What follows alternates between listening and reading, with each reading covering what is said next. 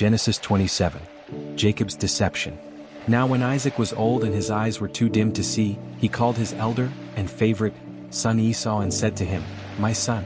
And Esau answered him, "Here I am." Isaac said, "See, here I am old, I do not know when I may die. So now please take your hunting gear, your quiver of arrows, and your bow, and go out into the open country and hunt game for me, and make me a savory and delicious dish of meat, the kind I love, and bring it to me to eat, so that my soul may bless you as my firstborn son, before I die." But Rebekah overheard what Isaac said to Esau his son. And when Esau had gone to the open country to hunt for game that he might bring back, Rebekah said to Jacob her younger and favorite son, "Listen carefully, I heard your father saying to Esau your brother, 'Bring me some game and make me a savory and delicious dish of meat, so that I may eat it and declare my blessing on you in the presence of the Lord before my death.' So now, my son, listen carefully to me, and do exactly as I command you. Go now to the flock and bring me 2 good and suitable young goats, and I will make them into a savory dish of meat for your father, the kind he loves to eat. Then you shall bring it to your father to eat, so that he may bless you before his death." Jacob said to Rebekah his mother, "Listen, Esau my brother is a hairy man and I am a smooth-skinned man. Suppose my father touches me and feels my skin, then I will be seen by him as a cheat impostor, and I will bring his curse on me and not a blessing." But his mother said to him, "May your curse be on me, my son. Only listen and obey me, and go bring the young goats to me." So Jacob went and got the 2 young goats and brought them to his mother, and his mother prepared a delicious dish of food with a delightful aroma, the kind his father loved to eat.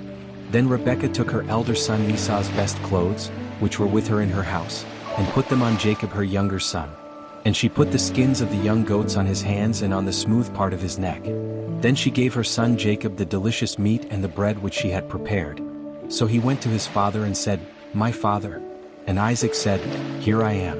"Who are you, my son?" Jacob said to his father, "I am Esau your firstborn. I have done what you told me to do. Now please sit up and eat some of my game so that you may bless me." Isaac said to his son, "How is it that you have found the game so quickly, my son?" And he said, "Because the Lord your God caused it to come to me." But Isaac wondered and said to Jacob, "Please come close to me, so that I may touch you, my son, and determine if you are really my son Esau or not." So Jacob approached Isaac, and his father touched him and said, "The voice is Jacob's voice, but the hands are the hands of Esau." He could not recognize him as Jacob, because his hands were hairy like his brother Esau's hands, so he blessed him. But he said, "Are you really my son Esau?" Jacob answered, "I am."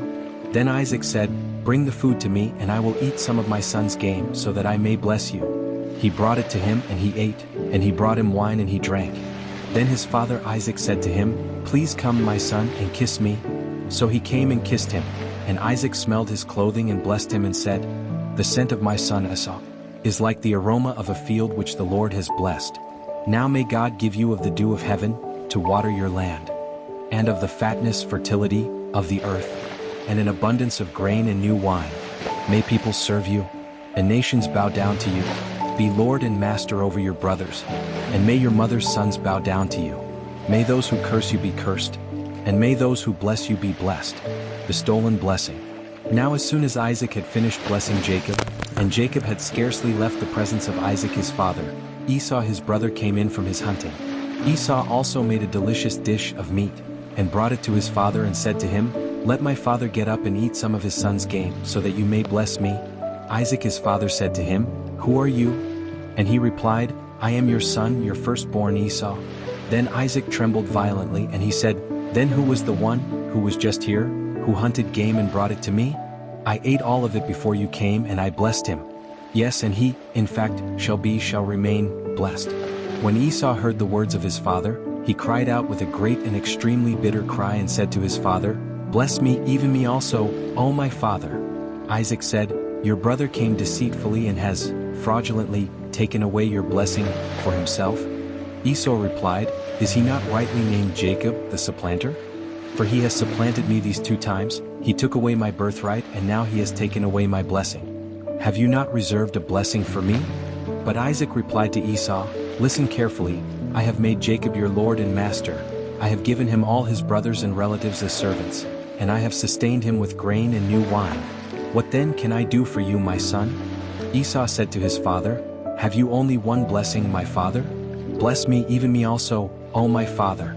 Then Esau, no longer able to restrain himself, raised his voice and wept loudly. Then Isaac his father answered and prophesied and said to him, "Your dwelling shall be away from the fertility of the earth, and away from the dew of heaven above. But you shall live by your sword, and serve your brother. However it shall come to pass when you break loose from your anger and hatred, that you will tear his yoke off your neck, and you will be free of him." So Esau hated Jacob because of the blessing with which his father blessed him. And Esau said in his heart, "The days of mourning for my father are very near, then I will kill my brother Jacob." When these words of her elder son Esau were repeated to Rebekah, she sent for Jacob her younger son, and said to him, "Listen carefully, your brother Esau is comforting himself concerning you by planning to kill you. So now my son, listen and do what I say. Go, escape to my brother Laban in Haran. Stay with him for a while until your brother's anger subsides. When your brother's anger toward you subsides and he forgets what you did to him, then I will send and bring you back from there. Why should I be deprived of you both in a single day?" Then Rebekah said to Isaac, "I am tired of living because of the daughters of hate, these insolent wives of Esau. If Jacob takes a wife from the daughters of hate, like these daughters of the land, what good will my life be to me?" Genesis 28. Jacob is sent away. So Isaac called Jacob and blessed him and charged him and said to him, "You shall not marry one of the women of Canaan. Arise, go to Paddan-aram, to the house of Bethuel your mother's father, and take from there as a wife for yourself one of the daughters of Laban your mother's brother. May God Almighty bless you and make you fruitful and multiply you, so that you may become a great company of peoples. May he also give the blessing of Abraham to you and your descendants with you, that you may inherit the promised land of your sojournings, which he gave to Abraham." Then Isaac sent Jacob away, and he went to Paddan-aram, to Laban, son of Bethuel the Aramean, the brother of Rebekah, the mother of Jacob and Esau. Now Esau noticed that Isaac had blessed Jacob and sent him to Paddan-aram to take a wife for himself from there, and that as he blessed him he gave him a prohibition, saying, "You shall not take a wife from the daughters of Canaan," and that Jacob obeyed his father and his mother and had gone to Paddan-aram. So Esau realized that his two wives, the daughters of Canaan, displeased Isaac his father. 9 And to appease his parents, Esau went to the family of Ishmael and took as his wife, in addition to the wives he already had, Mahalath the daughter of Ishmael, Abraham's son, the sister of Nebaioth, Ishmael's firstborn son. Jacob's dream. Now Jacob left Beersheba, never to see his mother again, and traveled toward Haran. And he came to a certain place and stayed overnight there because the sun had set. Taking one of the stones of the place, he put it under his head and lay down there, to sleep. He dreamed that there was a ladder, stairway, placed on the earth, and the top of it reached out of sight, toward heaven. And he saw the angels of God ascending and descending on it, going to and from heaven. And behold, the Lord stood above and around him and said, "I am the Lord, the God of Abraham your father's father and the God of Isaac. I will give to you and to your descendants the land of promise, on which you are lying. Your descendants shall be as countless as the dust of the earth, and you shall spread abroad to the west and the east and the north and the south. And all the families, nations, of the earth shall be blessed through you and your descendants.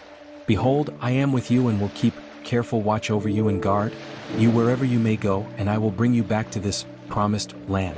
For I will not leave you until I have done what I have promised you." Then Jacob awoke from his sleep and he said, "Without any doubt the Lord is in this place, and I did not realize it." So he was afraid and said, "How fearful and awesome is this place! This is none other than the house of God, and this is the gateway to heaven." So Jacob got up early in the morning and took the stone he had put under his head and he set it up as a pillar, that is, a monument to the vision in his dream, and he poured olive oil on the top of it, to consecrate it. He named that place Bethel, the house of God. The previous name of that city was Luz, almond tree.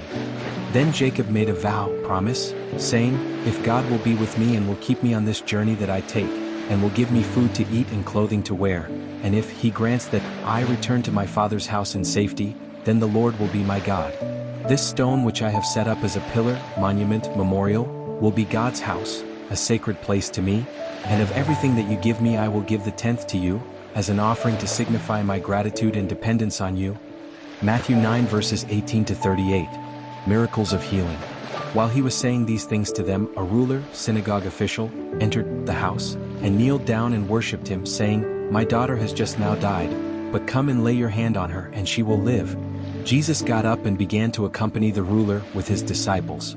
Then a woman who had suffered from a hemorrhage for 12 years came up behind him and touched the tassel fringe of his outer robe.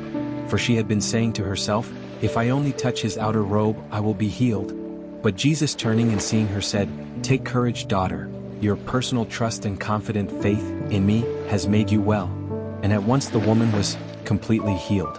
When Jesus came to the ruler's house and saw the flute players, who were professional hired mourners, and the grieving crowd making an uproar, he said, "Go away, for the girl is not dead but is sleeping." And they laughed and jeered at him. But when the crowd had been sent outside, Jesus went in and took her by the hand, and the girl got up. And the news about this spread throughout all that district. As Jesus went on from there, 2 blind men followed him, screaming loudly, "Have mercy and compassion on us, Son of David, Messiah." When he went into the house, the blind men came up to him, and Jesus said to them, "Do you believe, with a deep, abiding trust, that I am able to do this?" They said to him, "Yes, Lord." Then he touched their eyes, saying, "According to your faith, your trust and confidence in my power and my ability to heal, it will be done to you." And their eyes were opened. And Jesus sternly warned them, "See that no one knows this." But they went out and spread the news about him throughout that whole district. While they were going away, a mute, demon-possessed man was brought to Jesus. And when the demon was driven out by Jesus, the mute man spoke, and the crowds wondered in amazement, saying, "Never before has anything like this miracle been seen in Israel." But the Pharisees were saying, "He casts out the demons by the power of the ruler of demons." Jesus went throughout all the cities and villages in Galilee, teaching in their synagogues and proclaiming the good news gospel of the kingdom, and healing every kind of disease and every kind of sickness, his words and his works reflecting his messiahship. When he saw the crowds, he was moved with compassion and pity for them, because they were dispirited and distressed, like sheep without a shepherd. Then he said to his disciples, "The harvest is indeed plentiful, but the workers are few. So pray to the Lord of the harvest to send out workers into his harvest."